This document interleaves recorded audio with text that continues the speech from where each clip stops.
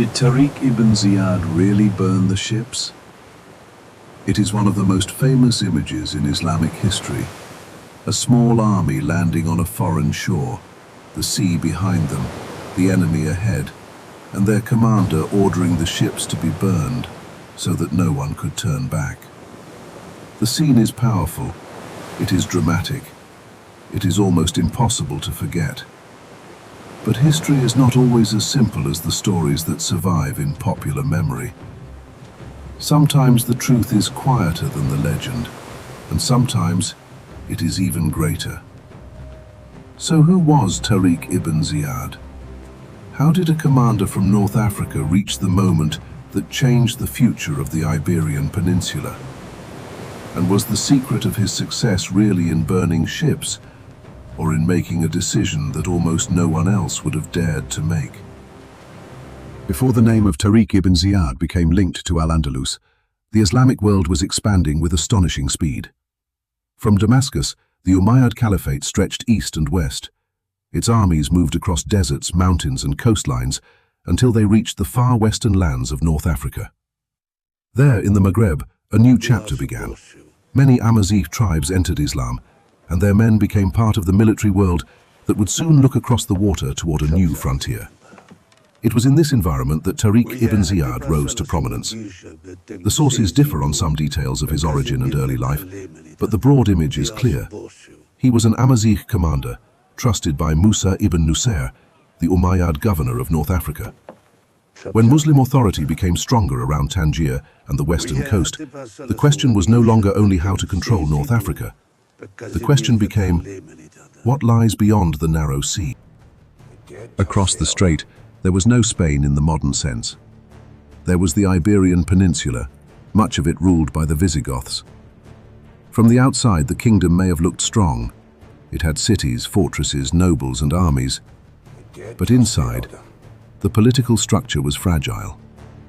There were struggles over the throne, resentment toward King Roderick, and deep divisions among the elites. A kingdom can look powerful from its walls, while already cracking from within.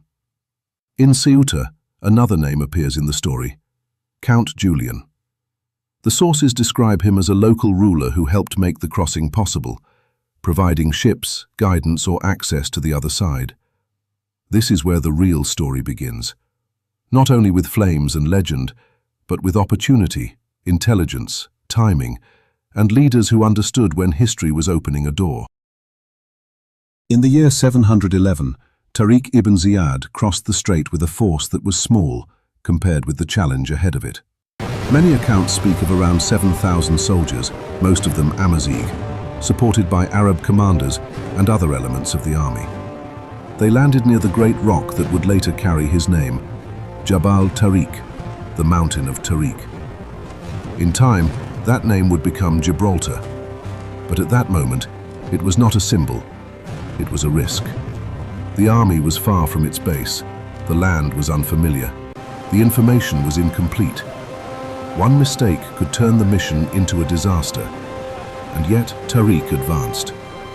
He was not looking for a theatrical legend, he was looking for a position, a foothold, and a chance to move before the Visigoths fully understood the scale of the danger. Now we return to the question that brought us here. Did Tariq ibn Ziyad burn the ships? The story is famous. It says that after landing in al-Andalus, he ordered the ships to be burned, cutting off the path of retreat. Then he supposedly addressed his soldiers with words that became legendary. Where can you flee?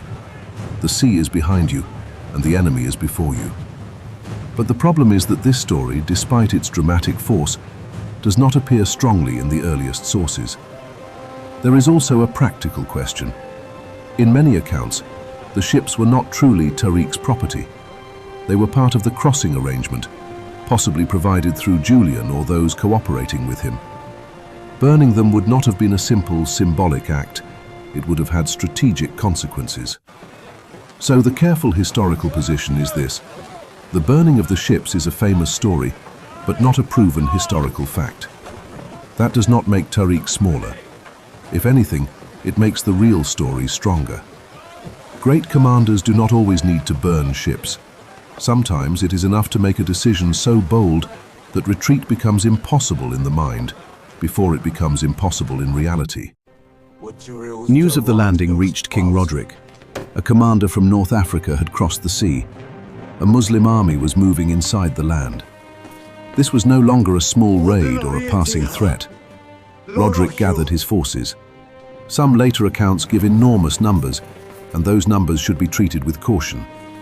But the main point remains. Tariq was facing a larger force on unfamiliar ground against an enemy that knew the land better than he did. Tariq understood the danger. He requested reinforcements from Musa ibn Nusair, and additional troops came to strengthen his position. But even with support, the challenge was immense. The question was no longer whether the ships had been burned. The question was whether this small army could survive the battle that would decide everything. At Wadi Lakka, often associated with the Battle of Wadi Lakka, the decisive confrontation took place. There, Tariq's army met the forces of Roderick. This was not only a clash between two armies, it was the collision between a kingdom weakened by internal divisions and a new military force that knew the opportunity might never come again. The sources suggest that divisions within the Visigothic side played a major role. Some of the men around Roderick were not as loyal to him as a king facing such a crisis needed them to be. The fighting was intense, pressure mounted. Then Roderick's forces broke. With his defeat, more than a king fell. The prestige of Visigothic rule was shattered, and the road into the heart of the peninsula opened before Tariq. In that moment, victory was not just a military result. It became the beginning of a long history known as al-Andalus. After the victory, Tariq did not stop at the coast. He did not simply celebrate survival. He moved inland. Cities opened, fortresses fell, and Tariq advanced toward Toledo, the Visigothic capital. This does not mean that all of Iberia fell in a single day, or that Tariq conquered everything alone. History is rarely that simple. But the battle against Roderick broke the central pillar of Visigothic authority. And when the pillar of a political system collapses, the walls around it no longer stand as they did before. The crossing became a conquest. Tariq's name moved from the military world of Tangier into one of the great chapters of world history. But the story of Tariq cannot be told honestly without Musa ibn Nusair. Musa was the governor of North Africa. He helped secure the region, organized authority there, and entrusted Tariq with the mission across the strait. After news of the victories, Musa crossed into al-Andalus with another army and advanced through areas that Tariq had not entered. This is also where the sources speak of tension between the two men. Did Musa feel that Tariq had moved too quickly? Did he believe that his commander had exceeded his orders? Was there jealousy between the governor who authorized the campaign and the battlefield commander who became famous because of it? The details are difficult to settle. But one thing is clear. The conquest was not the work of one man alone. Tariq was the spear that pierced the gate.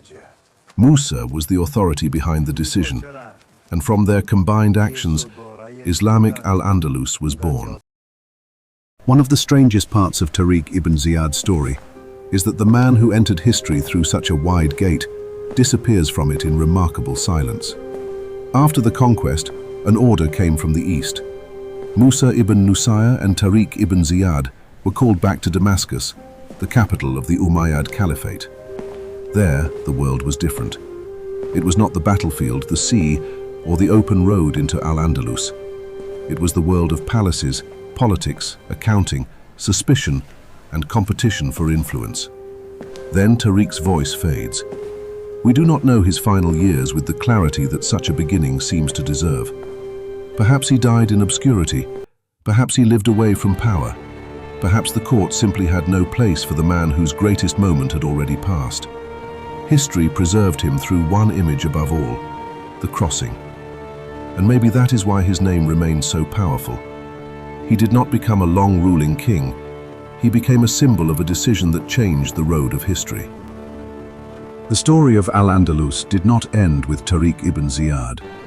In truth, it had only begun. After the conquest came years of governors, rivalries, tribal tensions, and political instability. The land had been opened, but it had not yet become a stable state with a long-term project. For that, another man would come. Not from the Western Sea, but from the tragedy of the East. His name would be Abd al-Rahman al-Dakhil, an Umayyad prince escaping death after the fall of his family in Damascus. He would reach al-Andalus and transform the land that Tariq had opened into a state with a capital, a memory, and a future. If Tariq opened the gate, Abd al-Rahman would build the house inside it. And that is what makes the story of al-Andalus more than a story of conquest. It is a story of crossing, then building, then civilization. So did Tariq ibn Ziyad really burn the ships? The cautious historical answer is that we do not have strong enough evidence to prove it. The speech may be literary. The burning may be symbolic. The legend may have survived because it expresses the meaning of courage better than ordinary facts ever could. But what we do know is enough. Tariq crossed. He led a small army into an unfamiliar land. He faced Roderick, won a decisive victory, and opened the path to a history that would last for centuries. The lesson is not in ships that burned or did not burn. The lesson is in a man who stood before the sea and saw, on the other side, what others could not see. His decision did not only change the fate of an army, it changed the direction of an entire peninsula. That is why Tariq ibn Ziyad does not need the burning of the ships to remain great. He did something harder. He crossed into the unknown and made the unknown the beginning of history. If you enjoyed this story, subscribe to the channel, hit the like button, and join us as we uncover more lives that changed history. And tell us in the comments, who should we cover next?